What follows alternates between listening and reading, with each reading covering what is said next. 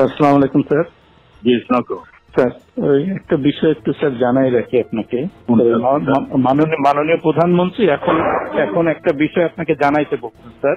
সেটা হলো স্যার ওই সালথায় যেসব বিএনপি জামাতের নেতা আছে এগুলোকে অ্যারেস্ট করে ফেলা যেভাবেই হোক, কিছু অ্যাকশন এখনই ওই ওদের বাড়ি আমি এখনই নিচ্ছি। আর পলিটিক্যালি স্যার ওরা যেহেতু পূর্বে আমাদেরও একই রোল এখন।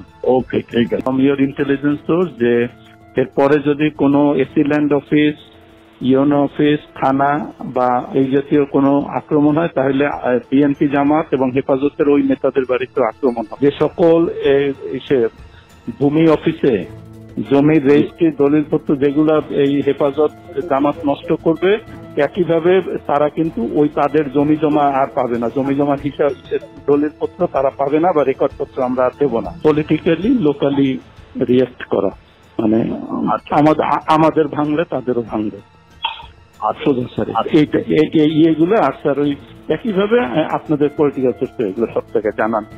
এই সার চাচ্ছে যে সালটায় যেভাবে হোক বেশ কিছু অ্যারেস্ট এখন হয়ে যায় বাড়ি।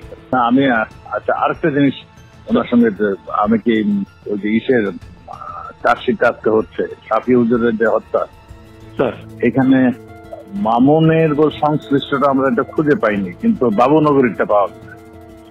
ওনাকে একটু জানিয়ে দিন, দাদা আমরা চার্জশিটটা রেডি করি।